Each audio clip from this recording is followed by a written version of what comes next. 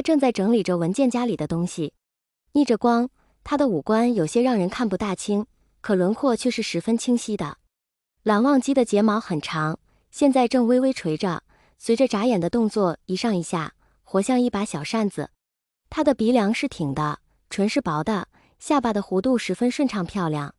细看来同7年前没有什么大的变化，只是已然脱去了青春时的少年稚气。魏无羡恍恍惚惚地觉得有种时光倒流的错觉。阳光明媚，照在身上很暖和。魏无羡手里拿着记录本走近，原本哄闹的教室一下子安静下来。魏无羡挑眉，都干嘛呢？有3、2个胆子大的同学大声应道：学习呢。魏无羡笑骂道：我不知道学没学。一个个的小资产阶级虚荣心。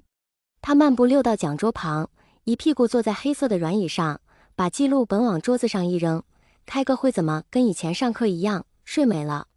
下面传来几声憋笑。魏无羡挥挥记录本，别担心啊，大致内容我可是抄的你们蓝老师的，绝对高度还原，童叟无欺。说罢，他抬头看看教室，不用憋，想笑就笑。全班哄笑。待缓过劲来，坐在后排的一位同学生问道：蓝老师，是3班的那个蓝忘机老师吗？魏无羡翻开记录本，是啊。底下有人开始窃窃私语，另一个人道：蓝忘机，蓝老师出了名的严苛，怎么会放着您睡觉不管，还给您抄笔记？魏无羡笑道：我是谁？他对我当然不一样。他是谁？他是在蓝忘机眼皮子底下屡犯校规的魏无羡啊！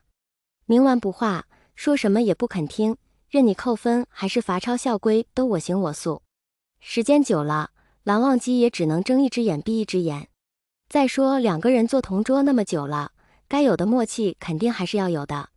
全班静默了几秒，但是魏无羡耳朵好，还是听见了几个女生在刻意压低了声音窃窃私语，而且听语气仿佛很激动，是在悄悄夸我帅吗？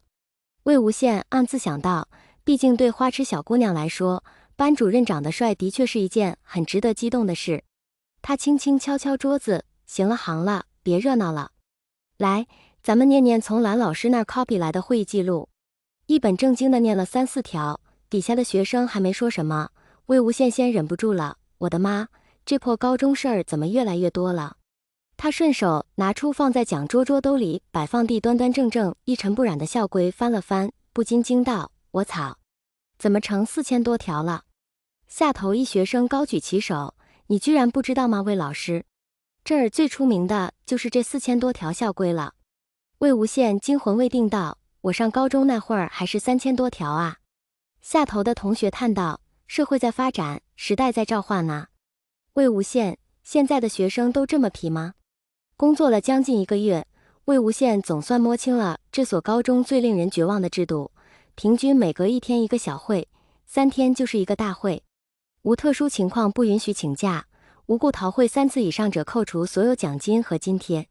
所以每一次当魏无羡想要求蓝忘机为自己打掩护的时候，对方淡淡的3个字年终奖便能打消他的所有念头。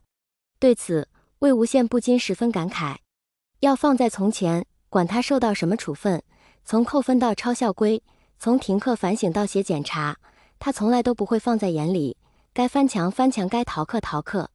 可到了现在，居然连个例会都次次打卡，真可谓是闻者伤心，见者流泪，令人不禁长叹一声，生活所迫，没法子，穷怕了。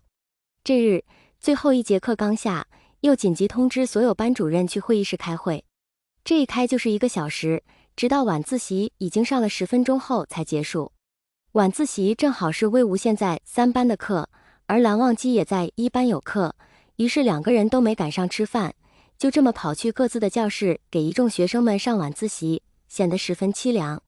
3班是蓝忘机带出来的，学生们个个言行举止端方雅正，简直秉承了蓝忘机的优良传统。用魏无羡的话说，那就活脱脱是一个班的小古板。所以每次到这个班上课时，他都带了几分同撩拨蓝忘机时一样的兴趣，通常讲上2道题便要逗一逗这些学生们，大有不把他们逗笑誓不罢休的意思。这个晚自习，魏无羡本打算同往常一样讲几道有意思的题，逗几个正经的学生，可是没想到刚讲完一道大题，胃部便开始隐隐作痛。等第二道题讲到尾声时，魏无羡已有些站不住了。本来在中午的时候，为了给学生们整理经典题型，魏无羡就赶着时间匆匆扒了2口饭。谁知到了下午，一个会的时间过去，倒是一点东西也没吃上，逗弄学生什么的只好作罢。魏无羡硬撑着留了2道题给底下的学生做，自己打算坐在讲桌上缓一缓。他按压着自己不断痉挛抽痛的胃部，头顶不知不觉的已经冒了冷汗。这种情况出现的并不少，在魏无羡看来，胃疼这种小病小痛虽来的凶猛，但去的也快，所以他并没有把之前查出的胃炎之类放在心上。他微微蜷下背部，额头抵在微凉的讲桌桌沿上，按在胃部的手越来越用力。腹部的传来一阵高于一阵的绞痛，让魏无羡的意识有些恍惚，迷迷糊糊地竟想起蓝忘机那张万年古井无波的脸。魏无羡惊了一惊，摇摇头想让自己清醒一点。过了不一会儿，他隐约听见下课铃像是响了，于是摇摇晃晃撑着桌子起身，想回办公室翻翻有没有什么药。哪知道刚一站起来，胃部的疼痛更加强烈，活像被人用刀子绞过一般。魏无羡一个没站稳，脚腕被椅子腿勾住，竟哐当一下子跌坐在地。下面的学生吓了一跳，纷纷上来扶他。魏无羡搭上伸过来的一只手，想要站起来，奈何胃部的疼痛过于强烈，已经牵得他浑身都有些抖。周围的学生仿佛吓着了，一个个的七嘴八舌地说着什么，魏无羡一句也没听进去。一双手搀上了他的胳膊，在他的耳边轻声急切地问道：“魏老师，您怎么了？”魏无羡抬头望过去，发现扶住他的人是蓝思追，他在3班的物理课代表，也是这个班的班长，向来稳重，却又没有蓝家人的古板气。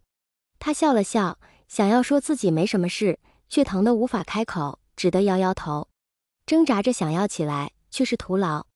人群里不知道哪个女学生喊了一句：“叫蓝老师。”蓝老师在1班。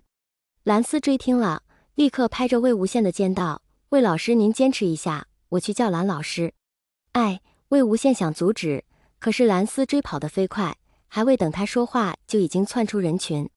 他只好闭了眼，努力压下过于剧烈的疼痛，尽量维持着自己的清醒。